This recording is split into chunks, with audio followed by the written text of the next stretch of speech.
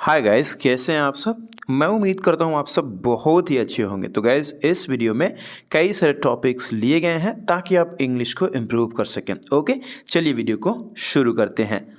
तो पहला टॉपिक है एज यूजुअल। एज यूजुअल का मतलब होता है हमेशा की तरह। ओके, जैसे हमेशा की तरह एलेक्स सुबह जल्दी उठा, वह जल्दी से स्कूल के लिए तैयार हुआ, उसने अपना नाश्ता किया और स्कूल के लिए निकल गया। एज यूजुअल, हमेशा की तरह, Alex woke up early. He got ready for school quickly. He ate his breakfast and left for school. हमेशा की तरह वह समय पर स्कूल पहुंचा, उसने अपने दोस्तों से मुलाकात करी और उन्होंने सप्ताह के बारे में बात किया। शिक्षक आए और कक्षा शुरू की। As usual, he reached school on time. He met his friends and they talked about the weekend. The teacher came and started the class. हमेशा की तरह शिक्षक ने उन्हें एक नया विषय पढ़ाया। यह जानवरों के बारे में था। एलेक्स ध्यान से सुनता था और प्रश्न पूछता था। उसे जानवरों के बारे में सीखना पसंद था। As usual, the teacher taught them a new topic. It was about animals. Alex listened carefully and asked questions. He loved learning about animals. हमेशा की तरह स्कूल की घंटी दोपहर 3 बजे बज गई। एलेक्स और उसके दोस्तों ने अपना बैग पैक किया और स्कूल छोड़ दिया। वे थोड़ी देर के लिए पार्क में खेले। As usual, the school bell rang at 3 p.m. Alex and his friends packed their bags and left the school. They played in the park for a while. हमेशा की तरह एलेक्स थका हुआ लेकिन खुश होकर घर पहुंचा। उसका स्कूल में अच्छा दिन था।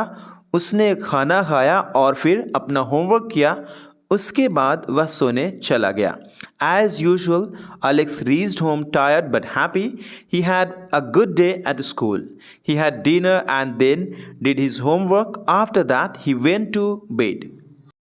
अगला टॉपिक है इंटरेस्ट विद या फिर इंटरेस्ट टू। इसका मतलब होता है सौंपना, मतलब किसी को जिम्मेदारी देना कोई चीज़ को लेकर के। उस जगह पे आप इंटरेस्ट विद या फिर इंटरेस्ट टू को यूज़ कर सकते हैं। ठीक है, जैसे श्री शर्मा ने अपनी कार की चाबियां अपने बेटे रवि को सौंपी। रवि कार चलाने के लिए उत्साहित था लेकिन साथ ही नर्वस भी था। यहाँ पे आप नोटिस करिएगा विथ और टू में छोटा सा का डिफरेंस है। जैसे अगर आप टू यूज़ करेंगे तो टू के बाद जिसे आप सौंपेंगे उस इंसान को दिखाएंगे। ओके, अगर आप विद यूज़ करेंगे तो विद पहले दिखाएंगे, उसके बाद जिस चीज़ से सौंपेंगे तो विद के साथ आपको लगाना है। तो आगे हम एग्जाम्पल्स में यूज़ करेंगे विद को भी। यहाँ पे टू को यूज़ किया गया। जैसा कि मैंने बताया, टू के बाद उस इंसान को दिखाएंगे जिसे आप कुछ सौंपना चाहते हैं। जैसे mister Sharma interested his car keys to his son. ठीक है, Ravi was excited to drive the car but also nervous. Excited था, साथ साथ नर्वस भी था। ठीक है, आगे देखते हैं। रवि ने सावधानी से चाबियां ली और अपने पिता से सुरक्षित ड्राइव करने का वादा किया। वह जानता था कि उसके पिता ने उसे एक बड़ी जिम्मेदारी सौंपी थी। Ravi carefully took the keys and promised his father to drive safely. He knew his father had entrusted him with the big responsibilities. जैसे कि मैंने आपको कहा कि विद के बाद जो चीज़ के लिए रिस्पॉन्सिबल बन रहा उसे दिखाएंगे, लेकिन जब विद लगा रहे तो उससे पहले आपको ऑब्जेक्ट लगाना पड़ेगा कि किसे आप देना चाहते हैं। जैसे हिम, यहाँ पे विद को यूज़ किया गया। ओके, यही डिफरेंस है, छोटा सा आप याद रखिएगा। रवि ने कार को बड़े आराम से स्मूथली चलाया और अपने दोस्त के घर पहुंच गया। उसे गर्व हुआ कि उसके पिता ने उसे कार सौंपी थी। Ravi drove the car smoothly and reached his friend's house. He felt proud that his father had entrusted him with the car. Ravi के दोस्त रोहन हैरान रह गया जब उन्होंने रवि को गाड़ी चलाते देखा।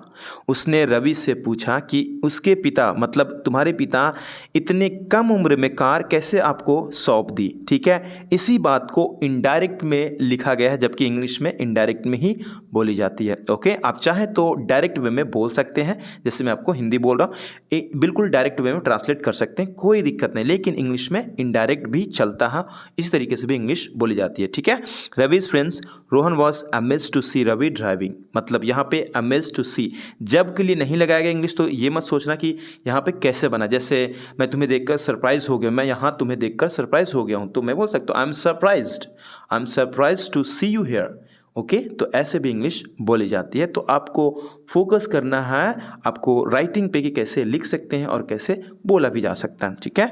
बड़ा इजी है, लेकिन इसे भी आपको जानना जरूरी है, जो कि इनडायरेक्ट में है, हो सकता है कि आपको नया लगे, ठीक है। यहाँ पर आप नोटिस करिए, he asked Ravi how his father had interested him with the car at such a young age. Okay, तो इस तरह से इनडायरेक्ट में बनाया गया है। रवि ने समझाया कि उसके पिता उस पर भरोसा करते थे और उसकी क्षमताओं में विश्वास करते थे। वह अपने पिता के उस विश्वास के लिए आभारी महसूस किया कर रहा था जो उन्होंने उसमें जताया था। Ravi explained that his father trusted him and believed in his abilities. He felt grateful for the trust his father had interested in him. Okay, यहाँ पे ही फेल्ट ग्रेटफुल महसूस किया फॉर द ट्रस्ट, उस ट्रस्ट के लिए जिन्होंने his father had interested in him. अगला topic है सुन जल्दी एबल टू, कैसे यूज़ करेंगे बीच में। ओके, जैसे एक समय की बात है, एक लड़का था जिसका नाम एलेक्स था। उसे वीडियो गेम खेलना बहुत पसंद था। वह घंटों और घंटों तक खेलता रहता था। Once upon a time there was a boy named Alex. He loved playing video games. He would play for hours and hours. यहाँ पे वुड मतलब एक बार आप पास्ट में यूज़ करते हैं तो किया करता था, पास्ट के लिए आप वुड को यूज़ कर सकते हैं। ओके, बेधड़क जो यूज़ किया गया यहाँ पे, और भी आगे देखेंगे सिमिलर टाइप का। एलेक्स के माता पिता उसकी सेहत के बारे में चिंतित थे। उन्होंने उसे बताया कि उसे इतने देर तक नहीं खेलना चाहिए। एलेक्स ने नहीं सुना। Alex parents were worried about his health. They told him he should not play for so long. Alex didn't listen. एक दिन एलेक्स की आंखें दर्द करने लगी। वह ठीक से देख नहीं पा रहा था। उसे एहसास हुआ कि उसने बहुत ज़्यादा खेल लिया था। One day, Alex's eyes started to hurt. He was not able to see properly. He realized he had played too much.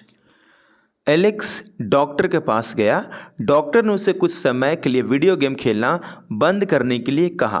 Alex दुखी था, लेकिन वह जानता था कि डॉक्टर सही कह रहा है या फिर सही है पे ख़त्म रहा, लेकिन था में हम बनाएंगे वाज के हिसाब से, ठीक है। जैसे Alex went to the doctor told him to stop playing video games for a while.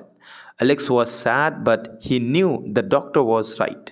ठीक है, सही कह रहा था। अब सेम चीज़ को रिपीट नहीं कर सकते, तो simply the doctor was right. आपको इंग्लिश में ही सोच करके इस तरह से बोल देना है, ठीक है, क्योंकि आपको कम्युनिकेशन क्लियर होना चाहिए। एलेक्स ने डॉक्टर की सलाह मानी। जल्द ही उसकी आंखें बेहतर हो गई। उसने एक मूल्यवान सबक सीखा। Alex followed the doctors advice. Soon his eyes felt better. He learned a valuable lesson. Everything should be done in moderation. Next one is in a jiffy. In a jiffy का मतलब होता है एक पल में, एक चुटकी में। ओके, माया देर से उठी। उसकी बस जाने वाली थी। एक पल में वह तैयार हो गई और दरवाजे से बाहर भाग गई, मतलब चली गई। Okay, Maya woke up late. Her bus was about to leave. In a jiffy, she got ready and rushed out the door. Maya bus stop की ओर दौड़ी।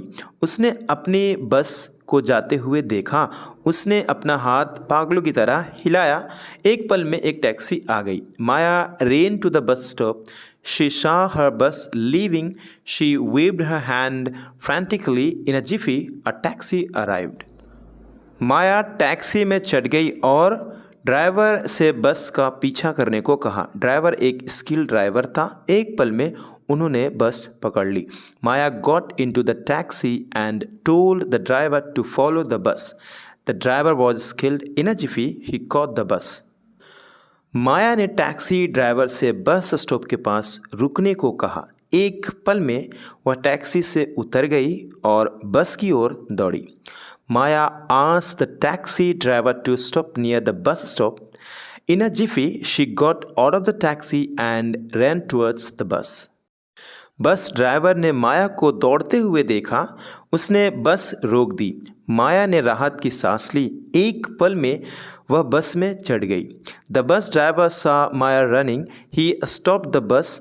माया took a sign of relief. In a jiffy she boarded the बस।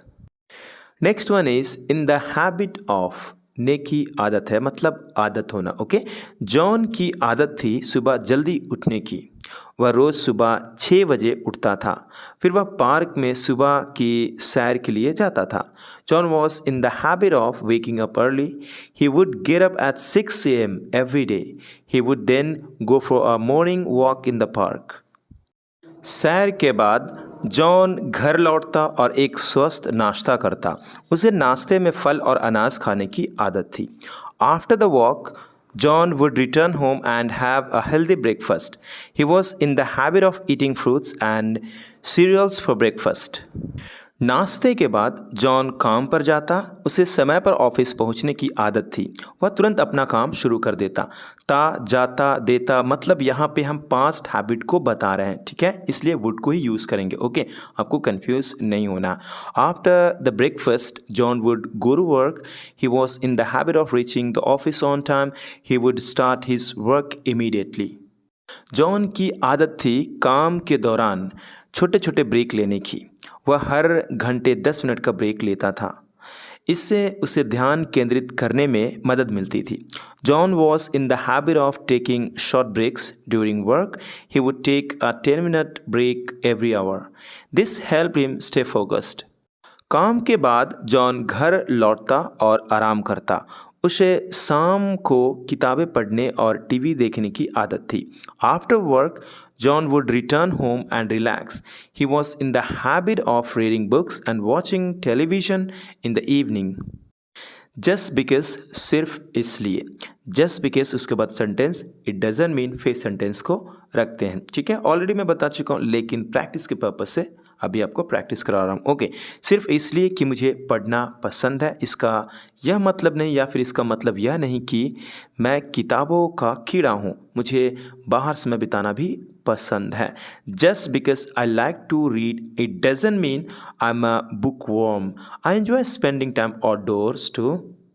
सिर्फ इसलिए कि वह चश्मा पहनती है, इसका मतलब यह नहीं कि वह स्मार्ट है। वह हर किसी की तरह एक सामान्य व्यक्ति है। Just because she wears glasses it doesn't mean that she is smart. She is just a regular person like everyone else. सिर्फ इसलिए कि वह चुप है, इसका मतलब यह नहीं कि वह शर्मिला है। वह बस गहराई से सोच रहा है। Just because he is quiet it doesn't mean that he is shy. He is just thinking deeply. It doesn't mean के बाद दैट लगा सकते हैं। It is up to you. It's no use, कोई फ़ायदा नहीं। मौसम के बारे में शिकायत करने का कोई फ़ायदा नहीं। हम इसे नियंत्रित नहीं कर सकते, कंट्रोल नहीं कर सकते।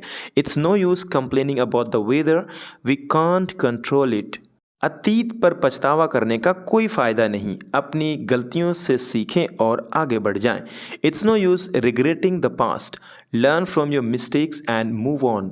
Gate in the habit of, आदत हो जाना या फिर डालना। ओके, रोजाना किताबें पढ़ने की आदत डालो। यह आपके शब्दावली और कल्पना, मतलब इमेजिनेशन शक्ति को बढ़ाने का एक शानदार तरीका है।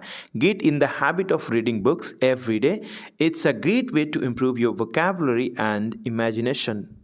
एट ए ग्लैंस, एक नज़र में आपने देश की सुंदरता को महसूस कर लिया। At a glance you felt the beauty of the country. एक नज़र में आपने समझ लिया कि यह एक पुराना मंदिर है। At a glance you realised it's an old temple. Safe and sound, सही सलामत। वह सही सलामत घर लौट आया। He returned home safe and sound. बच्चे सही सलामत हैं। The children are safe and sound. Day in day out, लगातार मैं अपनी भाषा का अभ्यास करता हूँ। Day in day out I practise my language. वह दिन ब दिन अपने लक्ष्य के करीब आ रहा है, मतलब लगातार। He is getting closer to his goal day in day out. अगर आपको स्टोरी के माध्यम से इंग्लिश सीखना है तो मुझे आप बता सकते हैं कमेंट बॉक्स में। यस, मुझे उसी तरीके से और भी वीडियो चाहिए तो मैं आपके लिए लाता रहूँगा। ओके, और तो और स्ट्रक्चर्स भी सिखाता रहूँगा। और हाँ, अगर आप चाहते हैं ई बुक्स तो लिंक डिस्क्रिप्शन में है, जाकर के आप चेकआउट कर सकते हैं। Well, thank you guys, thank you so much for watching this video. मिलते हैं अगले वीडियो में, तब तक के लिए अपना ख्याल रखिए। Have a good day, bye bye.